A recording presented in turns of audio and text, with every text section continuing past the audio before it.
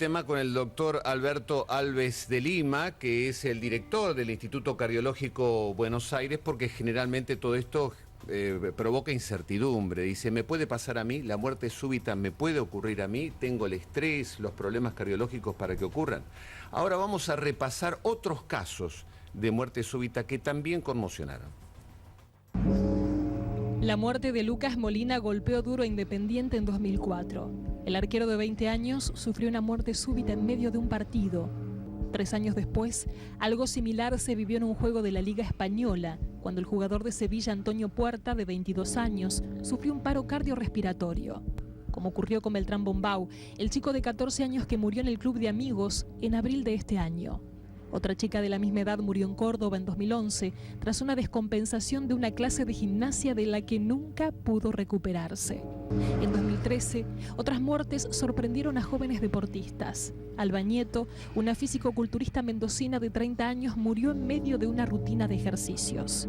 Y Francisco García, un chico entrerriano de 13 años, perdió la vida en medio de un entrenamiento en el club de rugby donde jugaba.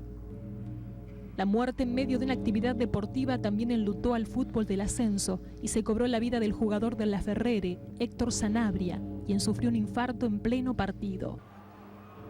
En el verano fuimos testigos de la muerte de un joven boxeador mexicano que se descompensó en medio de una pelea.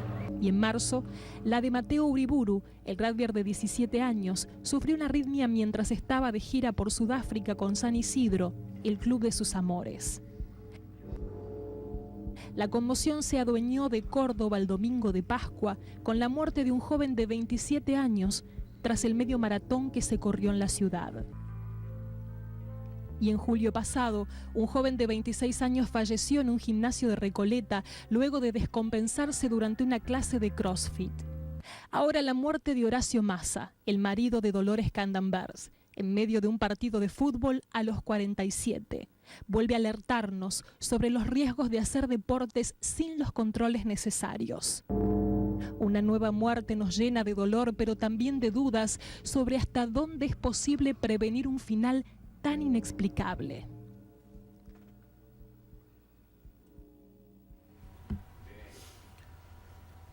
Bueno, ya estamos con el doctor Alberto Alves de Lima. Y Alberto, acá estamos hablando de un muchacho de 47 años, joven, que además no tenía una vida sedentaria, que practicaba deportes. Entonces, ¿practicaba deportes pero no se controlaba o tenía una cardiopatía ya establecida que fue la que le provocó la muerte súbita? Bueno, yo creo que hay que dividir a las personas por edad en líneas generales, ¿no? Yo diría que antes de los 40, en general, las causas de esto que ocurre, esta tragedia de la muerte que sobreviene en forma repentina, por eso se llamó súbito o repentino, digamos que cuando es antes de los 40 en general, viene algún defectito de fábrica, desde que nacemos. Una cardiopatía. En general hay una cardiopatía.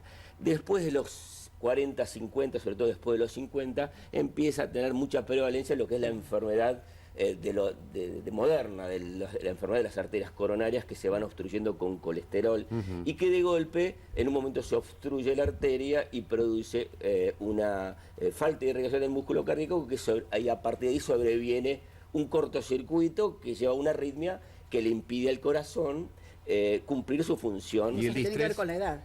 ¿Cómo? Cosas que tienen que ver también con la edad. Claro, digamos, como que después, en este caso, está un poquito en el medio, 47 años, en todo el medio, pero son, en general, la mayoría de este tipo de casos son accidentes de placa en las arterias. Inclusive a veces se pueden estudiar las arterias y porque ha ocurrido eso. Pero todo eso se puede prevenir. Cuando es placa se puede prevenir, se pueden establecer. Digamos que, con un control anual se puede hacer. Yo diría que definitivamente los controles son imprescindibles y necesarios.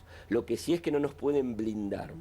¿Cuál es la razón? Digamos, hay dos razones. Una técnica, a veces los estudios no detectan por falsos negativos. Y otra cosa es que para que los estudios detecten, en particular los de esos que hacemos de esfuerzo o ergometría, requiere tener una obstrucción de la arteria importante. Es como usted está regando con la manguera, en el momento que ya el chorro baja mucho, es cuando usted apretó mucho la punta. Doctor, entonces, por ejemplo, a mí me hacen un control anual de ¿no es cierto?, carótidas y se fijan a ver si tengo placas. Y me detectan placas chiquitas y son detectables. Definitivamente son detectables, pero de ahí a que eso eso desencadene un evento cardiovascular o un evento cerebral es difícil predecir cuál es la probabilidad.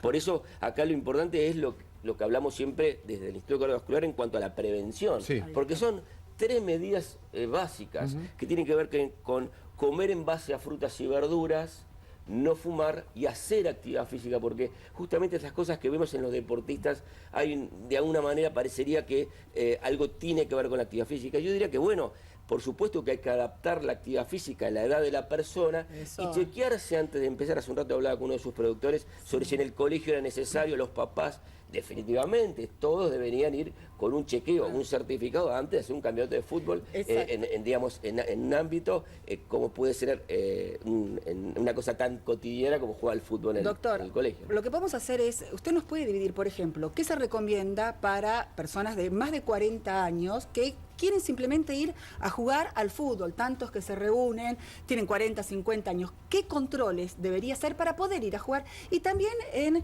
los chicos de 20, 30 años también, ¿qué es necesario para hacer? Porque hay muchas mamás que dicen, ay, hijo, vos que haces tanta actividad, que vas al gimnasio, que haces pesas, que vas a jugar al fútbol, hacete chequeos. ¿Qué le recomienda para cada una de las edades? Primera cuestión que diría es que la probabilidad de uno de morirse existe del momento que estamos vivos, por lo cual siempre existe la posibilidad, a pesar de hacer de algunas cosas. Pero hay muchísimas cosas que podemos hacer para prevenir. Yo diría, en la primera situación, independientemente de la edad, tiene que ver con la consulta. Porque ahí, a través del interrogatorio, a través si tiene antecedentes o no familiares, se puede ya empezar a desgranar, a discriminar a aquellos con más riesgo. Y más allá del electro, digo, ¿no? Pero esto diría que esto es clave. El examen clínico es muy importante porque se pueden detectar soplos.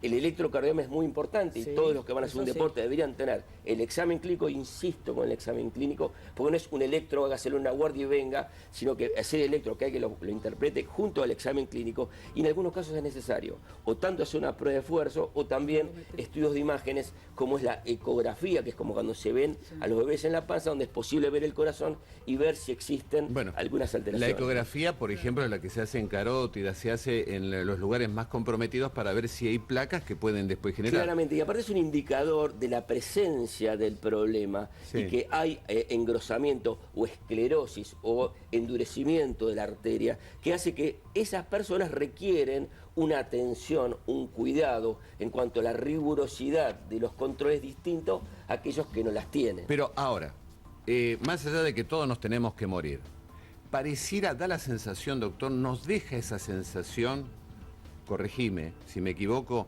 que es casi como imposible prevenir la muerte súbita. Uno puede prevenir, puede controlarse, pero que nos puede llegar a cualquiera o por un estresazo, o por una angustia muy grande, o por una plaquita, o por cualquier cosa, nos puede pasar a cualquiera. Si usted me da únicamente 2 casilleros, que sí o que no, yo le diría, no es posible eliminarla como posibilidad. No es posible eliminarla. Pero saquemos de esta variable dicotómica, de sí o no. Sí. Digamos, bueno, hay un montón de cosas que podemos hacer para poder reducir esa probabilidad y que está en nuestras manos, en nuestra vida cotidiana, con lo que hablábamos antes, que muchas veces con calidad de vida, mejorando calidad de vida, alimentación, claro, pero lo que controles. Es que termina siendo un discurso que seguimos pensando que las cosas le van a pasar a otro, que pasan en la tele o que pasan no a nosotros mismos. Y entender que la probabilidad la tenemos nosotros todos los días, simplemente al levantarnos a la mañana. Corriendo la maratón de New York, al lado mío, un corredor de élite se desmayó, murió, muerte súbita, un corredor de élite, es decir, alguien que practica deporte todos los días y se entrena y tiene chequeos permanentes. ¿Cómo se explica? Se explica porque existe la posibilidad que ocurran eventos, o sea, como usted tiene un auto, por más nuevo y bien preparado que está, alguna cosa se puede romper durante sobre todo una actividad de altísima exigencia como es una maratón de 40 kilómetros de Nueva York, del cual creo que desde la salud, desde la recomendación, no es una actividad saludable. No es saludable. No, yo entiendo que no es una actividad saludable, es una actividad competitiva que uno debe prepararse específicamente para eso. ¿Deportes saludables qué serían? Por ejemplo, nadar. Caminar. Nosotros ni siquiera sugerimos que hay que correr. Es como que con caminar a un ritmo que usted perciba que aumenta algo su esfuerzo respiratorio y que transpire un poco y que lo hace por lo menos en forma regular y por lo menos más de 30 minutos por día, eso sirve. Eso es muy útil. Gracias. Y el desfibrilador en todos los centros deportivos. Absolutamente en todos lados. Tiene que haber, no hay simplemente. Los desfibriladores han reducido drásticamente la recuperación de estas personas. Hay estudios que reducen más del 50%. Los aparatos que tienen su costo, estábamos averiguando a propósito de estas presentaciones, que más o menos cuestan, es decir, entre 25.000 y 30.000 pesos. 30.000 pesos, sí. Pero que, bueno, entre el costo de una vida y sobre todo en lugares de alto nivel, donde está estudiado la distancia en que tienen que estar, porque el tiempo se reduce la probabilidad de sobrevida 10% por cada minuto de retraso. Tremendo, tremendo. Alberto, muchísimas gracias. No, a ustedes.